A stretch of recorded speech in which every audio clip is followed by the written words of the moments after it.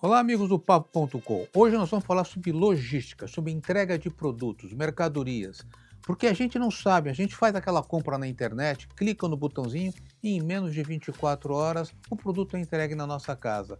Como é que funciona isso? Como é que se dá essa entrega? E para isso a gente convidou Agapito Sobrinho, que é CEO da BBM Logística, uma das maiores empresas de logística da América Latina. Ele vai explicar como é que funciona e vai dar algumas dicas para você, quando estiver adquirindo um produto, como fazer da melhor maneira. Bem-vindos ao Papo.com.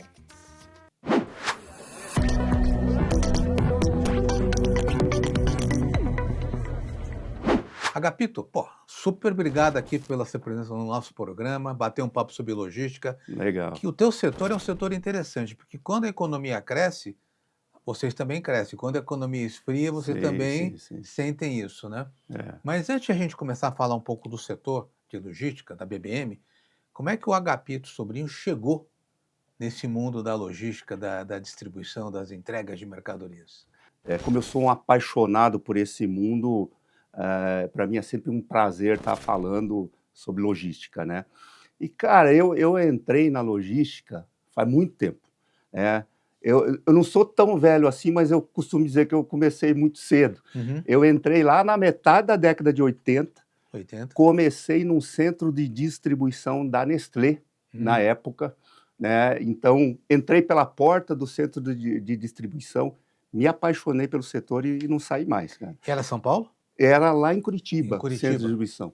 Eu fazia faculdade na época, Uhum. e a Nestlé era lá uma das empresas, né, que captavam quem estava começando, etc e tal, e eu entrei lá, não sabia nada do que era logística, nunca tinha ouvido falar nisso, imagina, lá em 85, e lá se foram 20 anos na indústria, né. Eu passei por todas as posições, rapidamente eu fui transferido, né, fiz uma ascensão de carreira rápida também, Uhum. né, e passei por várias unidades, sempre em logística E e uma supply chain. curiosidade, na Nestlé você fazia o quê? Você distribuía os produtos, aí só vai Comecei porque distribuindo você os tinha quantos produtos. produtos você tinha na Nestlé na época? Ah, a gente tinha lá uns 400 400? SKUs, já era bastante, né. Não fala SKU que ninguém entende o que é isso não, mas é É produto, é é linha de produto, é linha de produto. produto, é Leite Moça, Leite Ninho, Nescau, era fazer aquelas caixinhas chegar lá no destino final, né.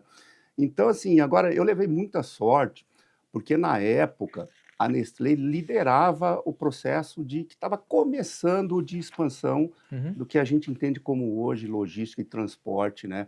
Para você ter uma ideia, lá em 85 a Nestlé já tinha uma divisão logística com um diretor de logística, coisa que era impensável para outras indústrias.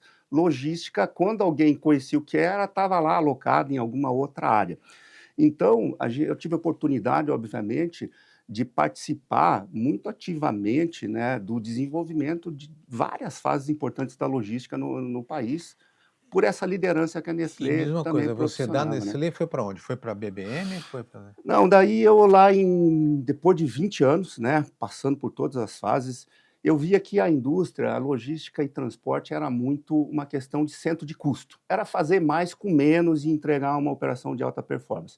E eu via aquele negócio, eu já via aquele negócio, com uma perspectiva mais estratégica, que realmente a logística poderia ser um negócio que trouxesse um diferencial competitivo importante para as empresas e para a economia, e eu resolvi ir para o outro lado da mesa. Eu fui para um operador logístico, que estava começando, uma empresa que estava nascendo, voltada para operações de movimentação e armazenagem, uhum. e lá já daí como diretor executivo foram 10 anos de escalada nessa empresa.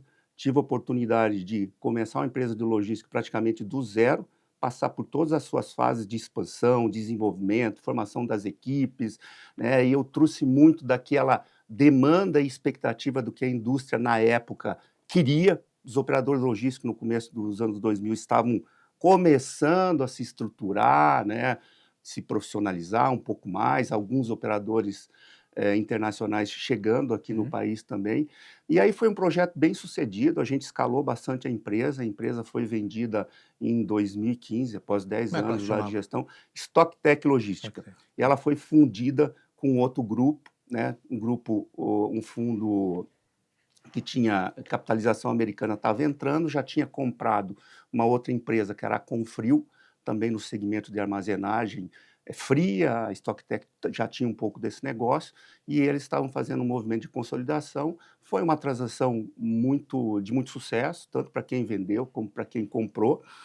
E aí eu fui participar de alguns outros projetos, né, como na Atlas Logística, que eu passei lá também, sempre com esse viés de aportar uma expansão, um salto, um reposicionamento do negócio para que ele tivesse um crescimento. Em 2018, comecinho de 2018, eu cheguei na BBM. BBM. Né? Na Aí época, chegamos lá na empresa. logo depois que o Fundo Stratos tinha entrado, né, feito a aquisição, né, do controle acionário da BBM, e começou o processo de profissionalização, eu entrei, né, com o time de executivos lá como diretor comercial, e aí já são 8 anos, né, nessa guinada de expansão da empresa, de um projeto bem legal, muito bem sucedido, que na época me encheu os olhos, porque realmente era um projeto relevante para a logística no país, né, de se criar uma empresa com uma abrangência, com atuação em quase todas as fases da cadeia de suprimentos, né, que trouxesse tecnologia, que trouxesse inovação para o setor e tal, e é isso que a gente tem feito nesses últimos Então, mas aí eu queria 7 te perguntar anos assim, para aí. o cara que está nos assistindo, porque você fala logística, é uma coisa assim muito... Queria materializar um pouquinho, né? Ah, Quer legal. dizer, o que faz uma empresa de logística? Você tem um cliente que tem um produto, Ex- e você tem que pegar esse produto aqui e colocar esse produto lá. Quer dizer, Exatamente. aí vocês têm frota própria, vocês atuam com navio, com Aham. avião. Como é que é feita essa logística, não é bom, esse processo, para que as pessoas entendam? Porque a gente É. vê os caminhões passando pelas estradas, né? Mas não tem noção do como é que funciona uma empresa Não, então. dessa. A BBM tem uma atuação, vou falar da BBM Sim, porque sim, é o que sim, a gente está tudo bem. fazendo agora, né? Mas ela tem uma atuação muito abrangente. Nós vamos desde pegar lá uma matéria-prima, um material de embalagem, e levar para a indústria, Uhum. né? Então, para receber o produto final lá na casa do consumidor, alguém precisa produzir. Para alguém precisar produzir, você tem que ter matéria-prima, material de embalagem, insumo, etc. Então, nós fazemos toda essa fase da cadeia até a indústria, levamos da indústria esse produto depois terminado para centros de distribuição, para os nossos terminais, ou para o terminal do próprio cliente, ou do centro de distribuição do próprio cliente, é um outro perfil de operação, e depois levamos ainda esse produto terminado para aquilo que a gente chama de um last mile, seja para uma loja, para um shopping, né, para uma farmácia, no caso do medicamento que a gente opera, para uma concessionária, no caso de peça que a gente entrega para indústria automobilística, e também, através da nossa operação do e-commerce, a caixinha lá para o A consumidor entrega final do final, consumidor também. que também a gente faz. Então você trabalha na parte do início da operação, Exatamente. quer dizer, da A matéria-prima, matéria-prima, para a indústria, da indústria para os para o distribuidores, varejo, para o distribuidor para o varejo. distribuidor e distribuidor para Isso você usa o quê? Você usa só caminhões ou você usa frota frota? própria, muito parceiro, muito aquilo que a gente chama de agregado, que é um parceiro de transporte, que são pequenas empresas ou autônomos que a gente insere na nossa malha, dá o treinamento, coloca ele no nosso sistema, na nossa tecnologia, e ele é um parceiro de negócio importante, mas usa tudo também. É um volume muito grande, né? A gente faz quase 1 milhão de toneladas de produtos, né? Por quê? Por ano? Por ano, Por ano. exatamente. São 24, 25 milhões de entregas. É Em um ano? 25 num ano, né? Mais de 2 milhões aí de entregas por mês, que a gente chega ou no consumidor final, ou numa loja, ou num varejista. Então, é um volume muito grande, você não consegue fazer isso sozinho, né? Você tem parceiros, é muito importante na logística essa rede de parceiros, né? Mas o importante apesar de tudo isso, é assim, o produto está lá, na hora certa, no momento certo, na quantidade certa, do jeitinho que o consumidor lá esperava. Esse é o nosso grande Então, desafio, mas aí né? você, Agapito, eu fico imaginando assim, no teu dia a dia, porque você tem as coisas que você não consegue medir, né? Então, Sim, um acidente na estrada, uma greve de caminhoneiros, sim, sim, sim. como é que é? Você tem que ter, como é que você monta a estrutura de tecnologia para tem contingência? Porque é Exatamente, uma malha muito grande, né? exatamente. Como é que a tecnologia entra nesse processo aí de Ah, vocês? a tecnologia é fundamental, Tamir. Hoje, com toda essa complexidade, aí eu vou falar um pouquinho aqui também de complexidades adicionais que nós temos no próprio infraestrutura logística no país, né? O Brasil é um país de dimensões continentais, todo mundo sabe, né? Tem uma matriz de transporte muito focada no rodoviária, mais de 60% de todo que se entrega, as cargas do país, vai pelo rodoviário.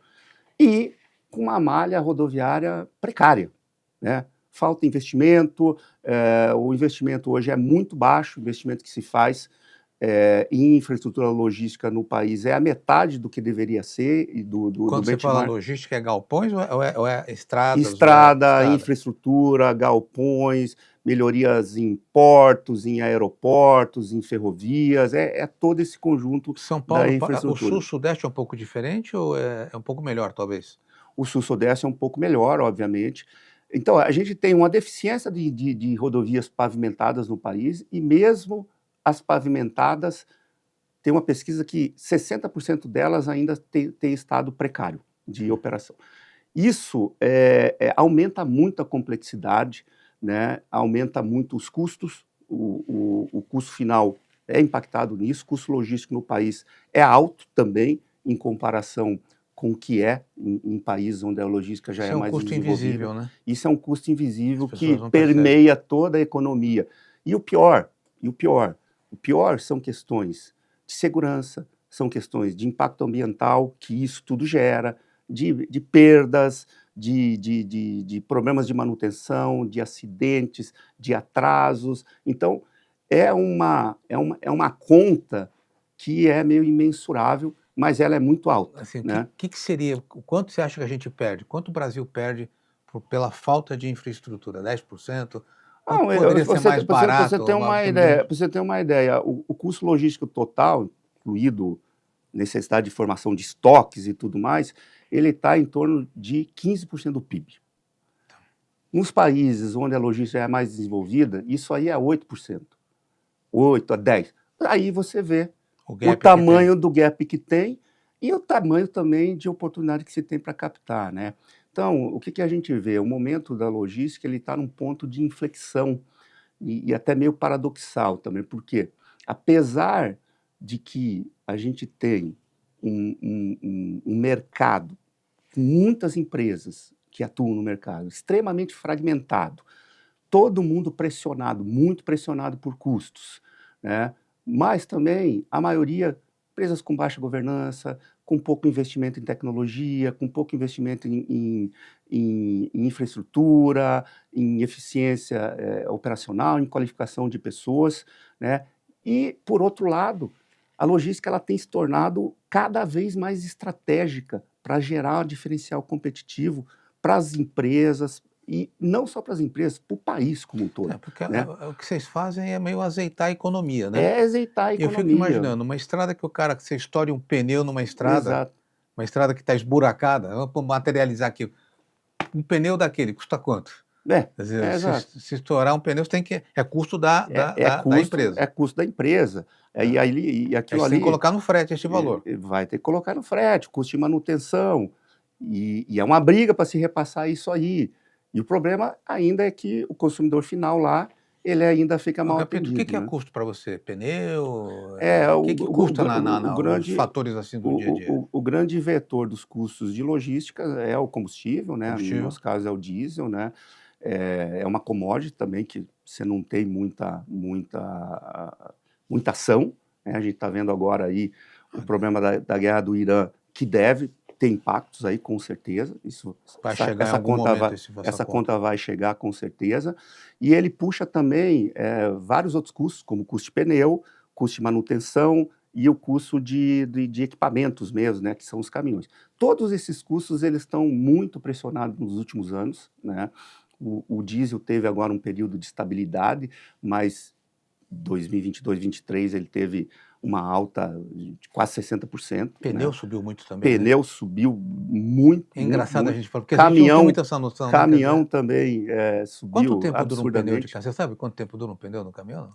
É muito rápido. É A rápido. gente tem operações ali que 6 meses, 6 meses. exato, Você tem que 3 meses, trocar. exatamente, né? Não E tinha aí essa tem noção. todo um processo também de reutilização, de recapagem e tudo mais, mas esse é um item muito importante, inclusive para a questão de segurança, né?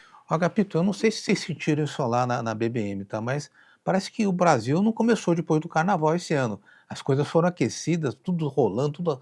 Parece que a economia estava aquecida, né? E esse ano a gente tem uma Copa do Mundo, né?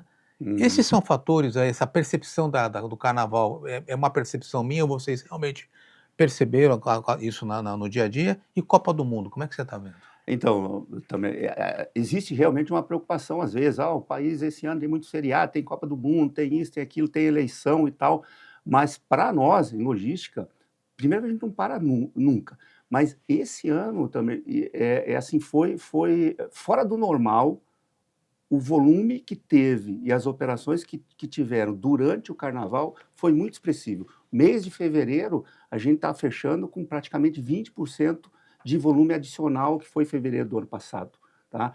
E realmente não paramos sequer um dia do feriado do Durante carnaval. o carnaval todo. Com reposição de estoque, reposicionamento dos nossos clientes, as ações e as operações de e-commerce continuaram bombando durante todo o feriado. Então, realmente, para a logística e até, né, para os nossos clientes, está longe do país começar depois do carnaval. E falando de Copa do Mundo, nós já estamos conversando com grandes fornecedores de artigos esportivos e tal, que nós operamos, e a sinalização é a seguinte: se consome tudo a mais durante Copa do Mundo. Copa do Mundo tem um efeito no Brasil muito positivo na economia como um todo. Então a expectativa é muito grande e a gente já está vendo esses volumes se acelerarem. Então a expectativa é de ter um ano extremamente positivo, né? E Copa do Mundo deve impulsionar muito vários segmentos aí para nós. Vou te provocar aqui, cara. Nós temos duas situações de duas empresas, uma nacional e uma internacional. Uhum. Uma nacional com problema, Sim, sim, tá? Que sabe de que eu estou falando, sim, sim, que são os Correios, que é sim, sim, público isso, né? sim, sim. Tem uma situação deficitária de mais de 20 bi. E a Federal Express, né? Que é meio referência global, que deixou o país. O que está Sim. acontecendo com o segmento? Então, o segmento passou por anos, além de toda essa complexidade que a gente comentou aqui, que por si só já desestimula, né, e dificulta muitos avanços Uhum. e a saúde, né, a rentabilidade das empresas, a gente passou por anos muito desafiadores, né, 22, 23 e até 24, com uma inflação do nosso setor absurda, muito maior do que a inflação do restante da economia, dificuldade de repasse desses custos, né, para os preços, a taxa de juros saindo do patamar que saiu, aonde saiu, isso impacta muito o nosso negócio. O negócio é um negócio de investimento intensivo, né, Capital de giro de alto. capital de giro alto, ele necessita de crédito, ele é um setor que o crédito é muito importante, e além da taxa de juros ter disparado, houve um processo de restrição muito forte de crédito no país, Uhum. em função de eventos até que Acho aconteceram. que a atividade Próprio, econômica deu próprio uma. caso. Você Então, sente um pouco isso, né? isso foi muito impactante para o setor. Como você falou, a logística ela é muito impactada pelos movimentos da economia. Tanto movimentos positivos que as indústrias fazem e tudo mais, como pelos vieses negativos, né? Então, a gente acaba tendo que estar equilibrando muito isso. E muita gente não consegue equilibrar. E o caso dessas que você mencionou, eu acho que também tem uma questão de problema de repasse de preço, né? Dessa complexidade excessiva aqui, por um caso de um operador multinacional como a FedEx, por exemplo, a própria complexidade regulatória desestimula muito essas empresas a continuarem investindo aqui. E é um negócio que aqui no Brasil ele tem que ter muito foco, muita energia. É cuidar dia a dia da operação, é resolver problemas todo dia. Então, eu acho que esse conjunto de coisas é que, às vezes, desestimula uma empresa importante como a FedEx a tomar uma decisão dessa. Mas aí, por outro lado, é aquilo lá, o mercado com com importância estratégica que a logística tem hoje para todo mundo, se você não tiver uma solução muito sólida e parceiros logísticos muito sólidos, não é questão mais de... você não consegue competir. Entendi. Não competir. Então, isto abre também uma oportunidade. O mercado vai fazer uma seleção natural e abrir oportunidade para quem está bem preparado, bem posicionado, para quem investiu em tecnologia, para quem investiu em qualificação, para quem profissionalizou, para quem investiu em governança, né? É uma janela única de Esse oportunidade, momento que exatamente, esse momento de oportunidade de quem está bem posicionado, capturar esse gap de eficiência que a gente tem, né? E a tecnologia é fundamental para isso, o aporte tecnológico é fundamental para isso, e realmente começar a capturar valor Agora, no negócio. Eu não tenho dúvida que isso é vai o momento acontecer. BBM hoje? Quer dizer, a BBM veio, como todo segmento sofreu, vocês sofreram, e no último ano, em 6 meses, um ano e meio, vocês vêm num momento de melhoria, né? O que explica essa melhoria? Quer dizer, o que está acontecendo? Fala um pouquinho da BBM para mim hoje. Assim, a gente também, como todo mundo, passou por esses desafios, né, grandes dos anos difíceis. Uma empresa que teve um crescimento acelerado em 5 anos, saímos de lá de 250 milhões, né, de uma empresa familiar, e chegamos a quase 2 bi em 5 anos, né, naturalmente você tem as dores do crescimento natural que isso gera. Foram 4 aquisições nesse período. Além disso, nesses anos que eu comentei, eu chamo isso de praticamente a tempestade perfeita. Todo aquele mix de dificuldades impactaram muito, né? Mas a empresa, a partir de 2024, a gente começou um processo de reestruturação muito forte, né? Muito forte, para tornar, né?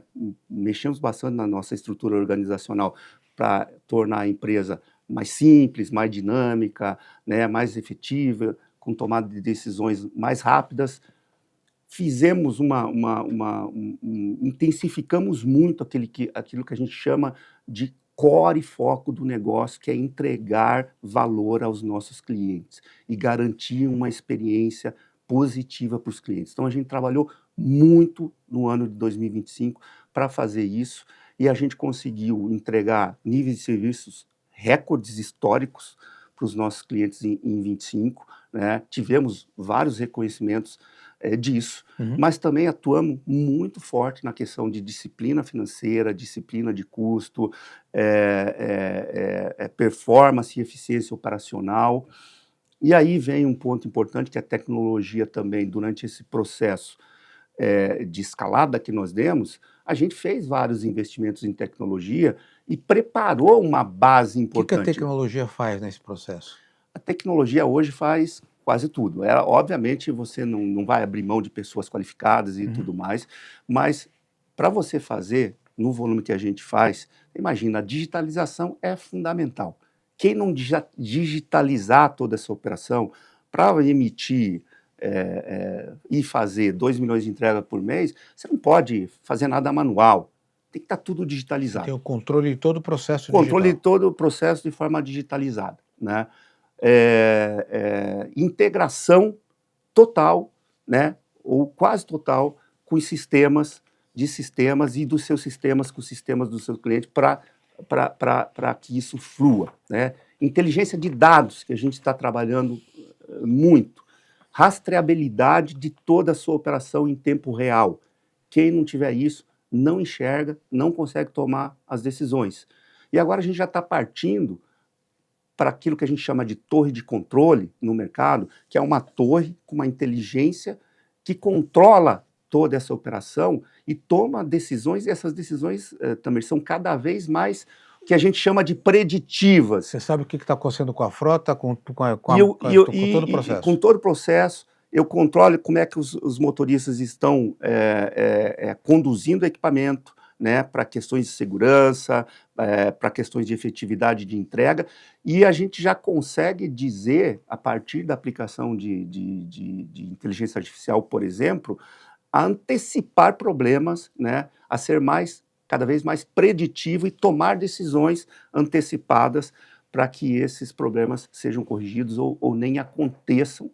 E, obviamente, o foco final de estudo dessa gestão, desse controle, dessa visibilidade que você tem de toda a sua operação é buscar as melhores combinações para você chegar mais rápido, com mais eficiência, com um nível de serviço mais estável, para que ele não oscile, né, porque isso é muito importante para os nossos clientes, né, e com menor custo final. Essa é a combinação que vai garantir que a gente atenda os nossos clientes, mas que a empresa também tenha rentabilidade e gere valor. Nesse processo, vocês abriram mão de clientes, vocês otimizaram o que é produtividade? Tomamos Vocês olham o quê? decisões. Vocês olham o resultado hoje e atendimento. Exatamente. Tomamos decisões difíceis, saímos de negócios que já não eram mais core, que já não eram rentáveis e que talvez a gente também nem performasse bem. Então, a gente realmente foi muito seletivo, reestruturamos a nossa carteira a partir dessa visão. O que eu sou eficiente, o que eu faço bem, o que compensa botar esforço, Quantos o clientes que eu hoje, tenho Agapito? rentável. Um pouco de número. A empresa tem mais de 4.000 clientes. 4.000 clientes Exatamente. Ativos.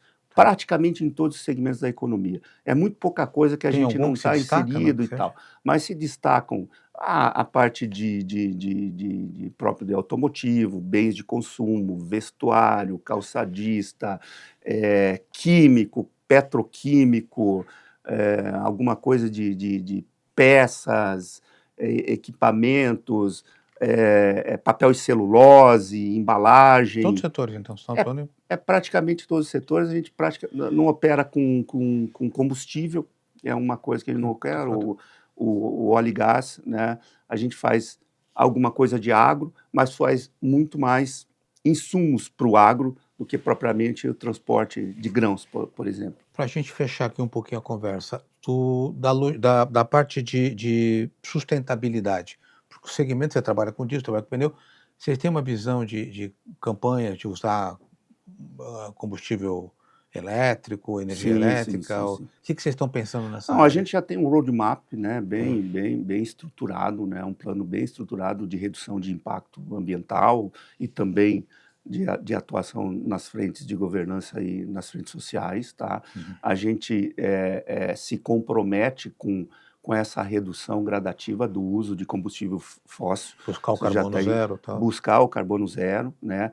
A gente está alinhado e também até por um compromisso comercial de alinhamento estratégico com os nossos maiores clientes, que também têm os seus programas e os seus objetivos, e a gente se alinha a isso, e a gente está fazendo várias ações na frente de redução de uso de combustível fóssil. Por exemplo, esse próprio processo de gestão da eficiência da operação, a telemetria que a gente coloca nos equipamentos, a gente consegue, só com isso, temos casos, né, de operações que a gente conseguiu reduzir a partir da eficiência da condução e da manutenção do equipamento e tudo mais, reduzir 20% do consumo de combustível. É muita coisa, só por isso. Mas, além disso, obviamente, a gente está buscando projetos de eletrificação também. Estamos fazendo várias... A eletrificação é mais para a última milha, talvez? Hoje está muito mais para a última milha, né, com os equipamentos, com os veículos leves lá, que a gente já tem algumas frentes com veículos eletrificados. Mas a gente está buscando soluções também para os equipamentos mais pesados, como aí tem o biometano, o gás e o próprio equipamento pesado elétrico, que ainda tem algumas restrições em relação à rede ali de recarga e tudo mais, que estão sendo superados. Mas hoje, se você não está pensando em sustentabilidade, ou... Você está fora, vai ficar fora. Você está fora. Isso vai se transformar num problema, em risco e em custo para você, quando pode se tornar um ativo importante que vai te gerar valor, né? Inclusive comercial, e isso é claro, a gente tem clientes hoje que eu só opero porque eu sou ambientalmente alinhado e confiável e tudo mais. Então, quando você faz isso por convicção, que é o nosso caso, isso se transforma em valor estratégico, né? Eu acho que essa é a linha que a gente Para fechar, pensa. BBM completa 30 anos esse ano. O que você está vendo para os próximos 5, 10 e os próximos A 30 gente está anos? vindo A com gente vai estar lá, bem velhinho, mas a gente vai muito chegar nos legal, 30, né? com certeza. Eu quero ver ainda mais 30, né? Ver, obviamente, No de fora, conselho, no ver conselho. esse negócio A gente vai estar no crescer, conselho de continuando a muitas anos. crescer, né? Mas assim, a gente está muito, muito confiante. A partir desse processo todo que a gente comentou de reorganização, reestruturação, a empresa entra agora num novo ciclo, muito mais fortalecida.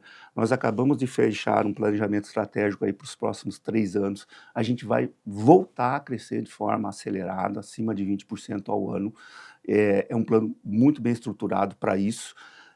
Vamos voltar a crescer em rentabilidade, tá? Bastante, tá? Eu acho que chegou a hora.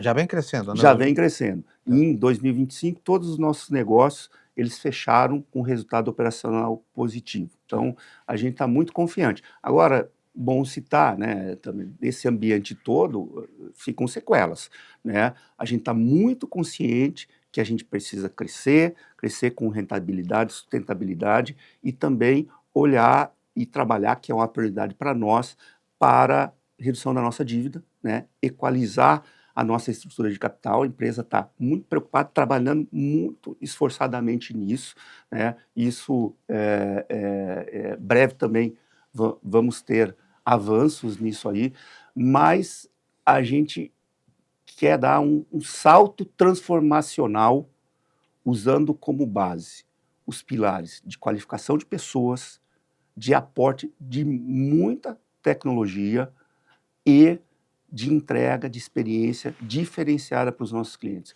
É isso que nos move aí para os próximos anos. E Agapito, encerrando, hoje a empresa gera caixa, ela está gerando operacionalmente lucro hoje. Operacionalmente, sim. Obviamente que a gente tem um custo da nossa dívida que tem que ser Vai ser uma atualizado. renegociação agora. Exatamente, né? Mas em termos de resultados operacionais, ela já está gerando resultado em todas as operações. Para quem está nos assistindo, quer entrar no mercado de logística, aí já não é para a empresa, é para o executivo. Que dica que você dá? Foge dessa porque é muito de complicado ou vai que é um bom negócio? Não. Eu acho que vai que é um bom negócio, é um negócio gratificante, estimulante, mas assim, primeiro, aprenda muito rápido. Tem que aprender muito rápido. Pense grande, ou seja, sonhe grande, né? Porque o setor tem muitas oportunidades. Você tem que saber também que logística é menos sobre glamour e mais sobre execução disciplinada. É para quem gosta de resolver problemas, todo dia, tá? Só que, por outro lado, é o seguinte, com a importância estratégica, né, não só para as empresas, mas para os países, né, que a logística tomou, né, isso é uma perspectiva de carreira muito maior do que, por exemplo, a gente tinha 1, 2 décadas atrás, né? Então, o executivo de logística está saindo dos bastidores aqui, né, do camarim, como aqui, e indo para os palcos principais. É isso que está. Acontece o que acontecer com a economia, o produto vai ter que chegar na mão do consumidor, vai ter que chegar na mão... Esse é um setor que, independente da tecnologia, o mundo, esse não é um mundo digital, esse é um mundo real, e, né? assim, né, lembrar que as pessoas fazem toda a diferença, né? Boas pessoas, boas equipes, né? Ser um formador de equipes também é fundamental. Você não faz nada sozinho, né? Mas é uma carreira aí bacana, que eu recomendo. Agapito, eu queria super agradecer. A gente falou sobre logística, esse é um setor que a gente não percebe no nosso dia a dia, mas que ele reflete o que está acontecendo no país, na economia. Valoriza quando a coisa chegar rapidinho na sua casa, naquela caixinha. tem um trabalho desse pessoal por trás e é muito trabalho. Agapito, super obrigado. A gente Obrigado, volta a se Tami. falar na próxima oportunidade. Gente, até mais. Abração.